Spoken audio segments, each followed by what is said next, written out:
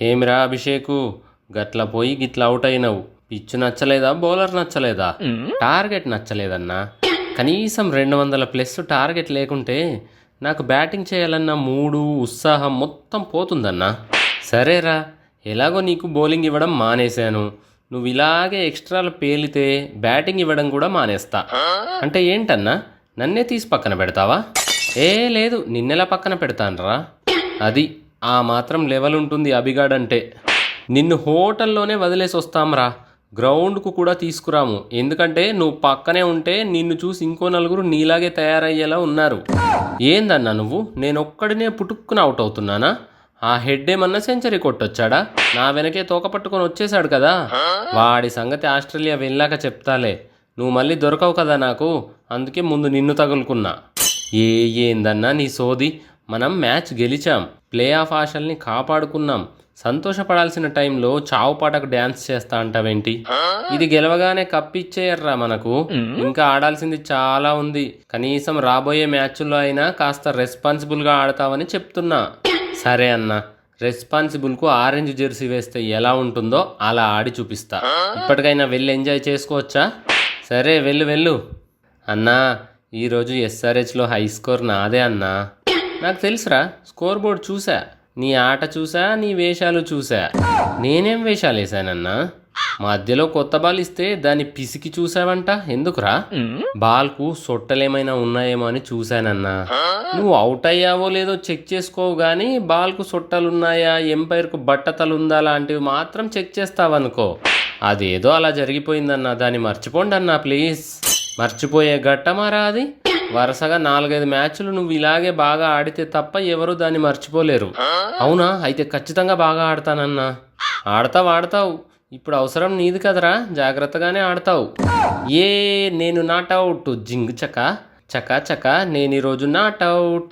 రే, ఏమైందిరా? కళ్ళు దాగిన కోతిలాగా అలా గంతులు వేస్తున్నావు. నేను నాట్అవుట్ అన్నా. ఈరోజు నేను అవుట్ అవ్వలేదు, నా వికెట్ పడలేదు. సంతోషం రా, పక్కకెళ్ళాడుకో. అదేంటన్నా, లాస్ట్ దాకా బ్యాటింగ్ చేసి గెలిపించిన కదా, నన్ను పొగడవా? ఒక్క మ్యాచ్ ఆడగానే పొగిడే దుకాణం మూసేశారా? కనీసం 3-4 మ్యాచ్లు బాగా ఆడినవాడే నా ముందుకు రండి. సరేలే, ఇంకో 2 మ్యాచ్లు బాగా ఆడాక వస్తా. అప్పుడు ఎలా నన్ను పొగడవో నేను చూస్తా. ఇవాళ పొగడాలి అంటే దానికి అర్హులు ఇద్దరేరా. ఒకటి ఆ హర్షల్ పటేల్ గాడు, 2 కమిందు మెండిస్. థ్యాంక్స్ అన్నా. ఒక క్యాచ్ మిస్ చేశాను కదా, ఎక్కడ వేసుకుంటావో అనుకున్నా. ఒక్క క్యాచ్ వదిలేస్తే 4 వికెట్లు తీసి సిఎస్కే నడ్డి విరిచేసావు కదా, అది చాలు మనకి. ఇక నుండి ఇదే ఊపులో ఉంటా అన్న. ప్లే ఆఫ్స్ పోయేదాకా తగ్గేదేలే. ఏం క్యాచ్ పట్టినవురా మెండిస్. గ్రౌండ్ మొత్తం షేక్ అయిపోయింది. అలా ఎలా పట్టావురా బాబు? మా శ్రీలంకకు చుట్టూ సముద్రమే కదన్నా. అప్పుడప్పుడు ఫ్రెండ్స్తో జాలీగా చేపలు పట్టిన అనుభవంతో బాల్ను పట్టేశా. అంటే వైట్ బాల్ నీకు మొట్ట చేపలాగా కనిపించింది అన్నమాట. అంతే అన్న, ఎప్పుడైనా శ్రీలంకకు రా, నీకు కూడా క్యాచ్లు పట్టడం నేర్పిస్తా. సరే తమ్మి, ఈరోజు నీ బౌలింగ్కు, నీ ఫీల్డింగ్కు, నీ బ్యాటింగ్కు టేక్ ఏ బౌ. థ్యాంక్స్ అన్నా. వీళ్ళిద్దరిని పొగుడుతున్నావు బాగానే ఉంది. నేను 4 క్యాచ్లు పట్టినా నన్నేమీ పొగిడేది లేదా? నీ 4 క్యాచ్ల్ని నీ డకౌట్ మింగేస్తుందిరా. వెళ్ళి బాగా బ్యాటింగ్ చేసినప్పుడు కనిపించు. సరేలే, కావాలనే నన్ను పొగడటం లేదు కదా. నెక్స్ట్ మ్యాచ్లో సెంచరీ కొట్టి ఎలా పొగడవో అప్పుడు చూస్తా. ఏంది కమిన్స్, మంచి చెడ్డ మాట్లాడుకోవడం అయిపోయిందా? అయిపోయిందన్నా. ఏదో మీ దయతోని ఇంకా రేస్లో ఉన్నాం. మమ్మల్ని అయితే ఇంటికి దబాంగ్ చేసేశారు కదా. మీకు మస్తు కప్పులున్నాయి కదన్నా, ఒక్కసారి రాకపోతే ఏమవుతుంది? అది నిజమేలే, మాకు ఇంకా ఛాన్స్ లేనట్టే. చూద్దాం, మా నుండి లాక్కున్న ఛాన్స్తో మీరు ఎక్కడి వరకు వెళ్తారో. నాకు పెద్దగా నమ్మకాలు ఏమీ లేవన్నా మా వాళ్ళ మీద. ఎప్పుడు ఆడతారో ఎప్పుడు పడుకుంటారో వాళ్ళకే తెలియదు.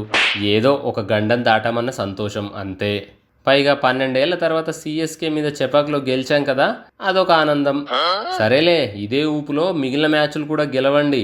అప్పుడు ఉంటుంది మీకు knockout chance. All the best. Thanks అన్నా, బాయ్.